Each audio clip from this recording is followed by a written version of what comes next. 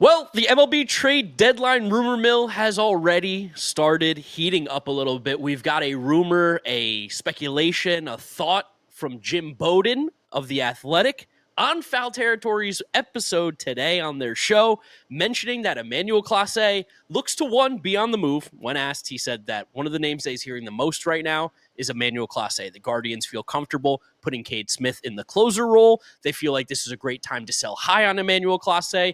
And honestly, with the way that team hits and the way that team's built, they're not really going to make any noise this year. So why not move on from Emmanuel Clase, look to trade him? He's got an unbelievable friendly contract, and he named 3 teams specifically that he thinks have the best chance to go after Emmanuel Clase, should be linked to Emmanuel Clase: Mets, Phillies, and Tigers. And on top of that, he said he thinks the Mets and the Phillies specifically have a much better chance than the Tigers to land Emmanuel Clase. So me and James figured we'll fire it up, start talking about it. I know, James, you're coming in a little bit different than me. I've kind of convinced myself that I love this idea and that I'm totally in on it. What about you? It's not that I don't like the idea. I think the idea is sound and solid because we've seen over the last few years, and we're going to tell you guys about that in a little bit, that big-time closers don't really often get traded for the biggest packages you'll see. And for this Mets bullpen, getting a guy like Clase, who has the upside of being the best closer in the league, to pair with Edwin Diaz, and those two guys work in tandem, like that's a great proposition. But I just still don't, I don't know. I just don't see the Mets being the team that be uber aggressive and goes and gets Emmanuel Clase. Like, I see Jim Bowden saying that rumor just to, like, put something out there rather than, like, the Mets are connected to Emmanuel Clase. Like, there's a difference in the rumors we get this time of year. This is conceptually, that makes sense. Not, I've heard this thing. Yeah, that is fair. There is no true connection just yet that the Mets have been in trade talks for Emmanuel Clase or that the Phillies or anybody. But I will say this.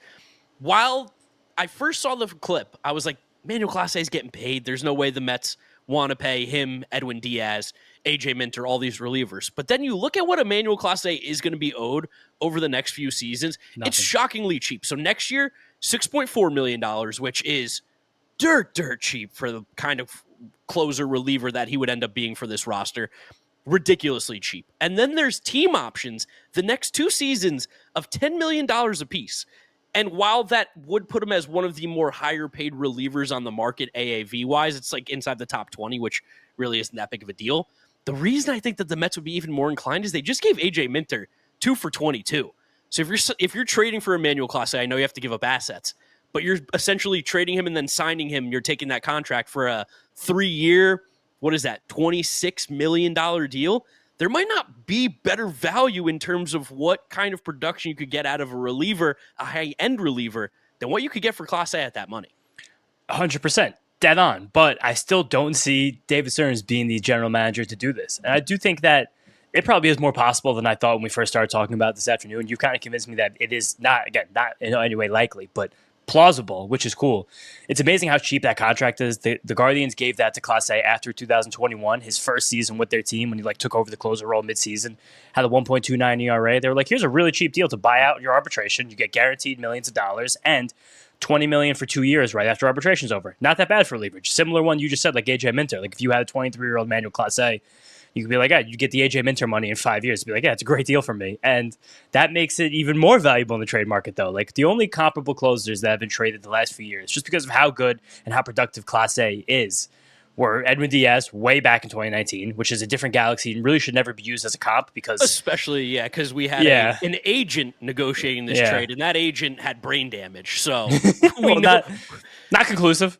Well, allegedly has brain damage. Yeah. But we also know that Barry Van Wagenen in that trade's like, I'm getting Edwin Diaz and Robinson Cano. Can you believe it? I know who those 2 baseball players are. That sounds great. He was playing MLB The Show. And the irony is when we talk about this, like the Mets won that trade at the end of the day, so it all worked out in the end, which is great. But then the other one's comparable from even a few years ago, so I don't even know how much to pull with that, is ironically a trade that David Stearns made, but the reverse direction, when he traded Josh Hader at the 2022, I believe, deadline to the San Diego Padres for Robert Gasser, and there was another piece in there. It was Robert Gasser, and it was, I'm scrolling down on his page because I didn't realize I scrolled up on Josh Hader's transactions. It was Robert Gasser, it was Dinelson Lamet, it was Taylor Rogers, and Esteury Ruiz. Okay, see, that's a funny one because that's kind of like David Stearns being like, I know I can trade this Jerry Ruiz this offseason to somebody. I know someone stupid's going to take him. That wound up being the piece that got them William Contreras from the Braves, from the A's back in the day. But that's a situation where if you get Clase Hader for Robert Gosser, and then a bunch of other, stuff. The Mets can trade one of these AA pitching prospects that we keep lauding, throwing so much credit on, and get Emmanuel Clase, and you don't really wind up feeling that bad about it in 2 years' time. For a team that has struggled so mightily with the back end of the bullpen, doesn't it feel like this is the time, though, if you're David Stearns, to just kind of get rid of one of those pitching prospects? Be like, okay, as great as the strides that you've made here, go do them for another organization. It's in the American League. They're never going to hurt you playing for the Guardians. So it's not like one of these nightmare scenarios where, like, I traded him to this team and then now he's pitching against us and he dominates. I don't know. It feels like one of the moves that they should be using what they've done and making this farm system so deep, especially because, like, I see it being, like we mentioned before off the podcast, like a Jonathan Santucci, maybe a Will Watson, like that range of minor league pitchers right now in this organization. And then it's probably like a couple other just random little players here and there, right? Well, what if it was Sproat or no deal? Then I'm out.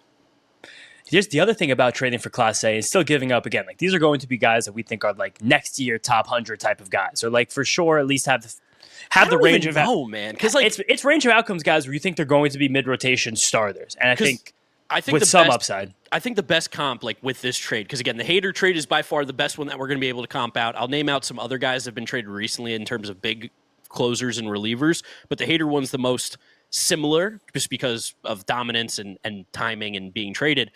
But like Robert Gasser was not a top 100 prospect. Robert Gasser is our Blade Tidwell. I think that's the comp that we can give there, is that you'd be trading like a Blade Tidwell prospect. And then Dinelson Lamet and Taylor Rogers, like Taylor Rogers, I guess, would just be like a major league reliever, kind of. I guess some kind of, that was unique at the time because the Brewers were in the playoff race. This Guardians team will be okay with leaving the playoff race. So I think they would take other further away just prospects, just to have more general prospects moving in their system. They love middle infielders and outfielders who swing and miss. We could definitely offer a few of those each. That'd be fine. So would you do Blade and like Marco Vargas?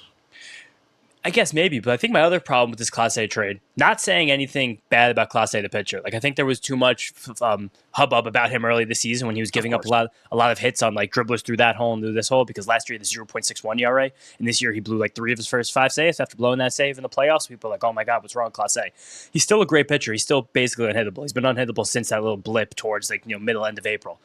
But I don't know if I'd be pushing in chips, even the same trade market on a guy like Clase, who just is not, you know me, I like my relievers to strike people out. That's where I'm at. Like, I think I would rather give a little bit different of a package for Griffin Jacks, or give the same package for Yohan Durant if the Twins make those guys available. Like, I like Durant more than Clase, because I want stuff. I want breaking balls. Like, I want strike swings and misses. Clase, as an amazing reliever as he is, he still doesn't get those strikeouts that you always kind of worry with a guy like him, where not that he will be bad or not that he will fall apart. He's 27, but if I think it's more likely he goes through a cold stretch than those other guys do. You hear it here first. Durant, especially. James does not think Mariano Rivera was that good of a reliever. Didn't That's get the strikeouts. Very different. Mariano, he's a unicorn. Mariano Rivera is very different.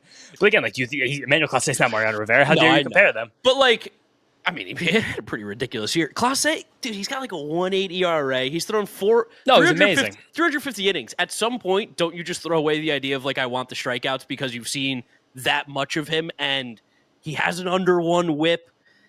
I understand. Like, if it was him or Durant, I think that's a fair conversation to have. But that's what I'm saying. If you're going in for a closer, 27-year-old closer, both are 27, who's been around for a decent amount of time, if they're both available, like, I'd rather give that package for Durant, the same package, than Clase, truthfully.